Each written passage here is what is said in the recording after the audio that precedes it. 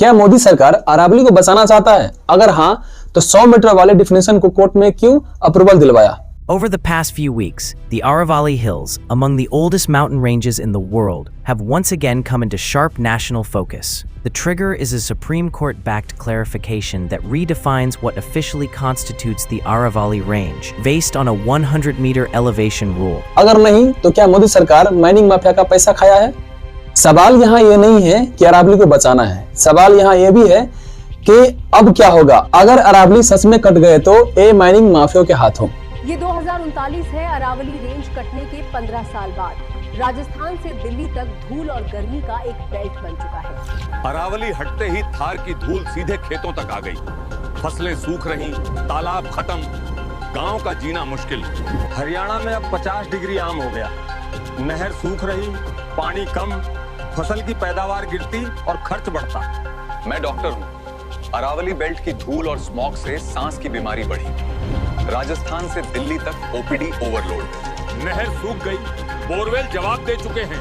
अब खेतों में पानी को लेकर रोज तकरार होती और नुकसान किसान ही झेलता। मेरा कहना यह है कि मोदी सरकार अरावली को बचाने के लिए कोई एक्शन नहीं ले रहा है, तो मोदी सरकार का ये सबसे बड़ा फेलियर होगा इस टर्म का, और मोदी सरकार का जो भी इमेज बचा हुआ है वो खतरे में होंगे, भले ही कोर्ट के आड़ में अरावली को लेकर कोई भी डिफिनेशन सेट कर दे। आपने नरेंद्र मोदी जी के इंटरव्यू देखे वो जो चमचों वाले इंटरव्यू है, देखे नहीं देखे? वहां पे नरेंद्र मोदी जी बैठते, 4 चमचे आ जाते हैं, देखे आपने? उसमें नरेंद्र मोदी अलग अलग बयान देते हैं। उनसे पूछा, वो एक चमचे ने पूछा, मोदी जी हिंदुस्तान में अमीर लोग अमीर होते जा रहे हैं, गरीब लोग गरीब होते जा रहे हैं, आपकी इस पे क्या राय है? नरेंद्र मोदी जी ने 30 सेकंड सोचा,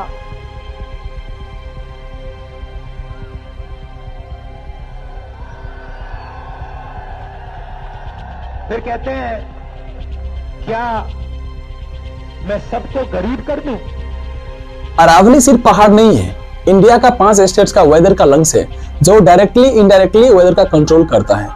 मुझे एक बात समझ में नहीं आता कि पब्लिक को जो डेवलपमेंट चाहिए वो तो करता नहीं, और जो डेवलपमेंट नहीं चाहिए उस डेवलपमेंट को पूरा करने के लिए सरकार जी जान लगा देता है और नया नया साइंटिफिक अप्रोच अपनाते हैं पब्लिक को मनाने के लिए, और पब्लिक इतनी भोले भाले है कि मान भी जाता है। मोदी सरकार ने कहा है तो अच्छा ही होगा। पेट्रोल को 70 रुपए पहुंचने में 70 साल लग गए और 8 साल में 35 रुपए बढ़ा के 105 रुपए कर दिया। दूध को 30 रुपए पहुंचने में 70 साल लग गए, इन्होंने 35 रुपए बढ़ा के उसे 65 रुपए पहुंचा दिया। जो लाइक से 250 रुपए में बनता था ना, आज वो 5500 रुपए बन रहा है। जो स्टील की कीमत 3600 रुपए थी ना, आज 6500 रुपए। जो गैस के सिलेंडर को 70 साल लग गए 400 रुपए पहुंचने में, इन्होंने 1050 का कर दिया।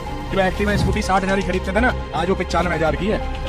लेकिन पब्लिक को ऐसा होना चाहिए कि सरकार कौन सा भी हो, सही को सही और गलत को गलत कहे, तभी जाके हम सस्टेनेबल डेवलपमेंट की आस और उम्मीद कर सकते हैं। अभी अरावली के केस में पब्लिक एक्टिव है, क्योंकि दिल्ली का पोल्यूशन का AQI सभी को नजर आ रहा है और आनी भी चाहिए। अगर आवाज नहीं उठेंगे तो वो लोग अपने फायदे के लिए धांधली करते रहेंगे। आप इंडिया की कौन से स्टेट से हो फर्क नहीं पड़ता, बस वॉइस रेज करो जितना आप कर सकते हो। अभी सोशल मीडिया से #सेव अरावली को हटने नहीं देना है, क्योंकि सिस्टम पब्लिक से भली भांति परिचित है कि जनता चीखेंगे, चिल्लाएंगे, फिर थक हार कर चुप हो जाएंगे, लेकिन इस बार ऐसे होने नहीं देंगे। सरकार में बैठे लोग विकास के नाम पर ठेंगा दिखाते तो है, क्या हम पब्लिक अच्छी सांस के भी उम्मीद ना करें? इसलिए अरावली को अरावली नहीं, अपने शरीर को लंग्स मानो, जिसे किसी भी हाल में डैमेज होने नहीं देनी है।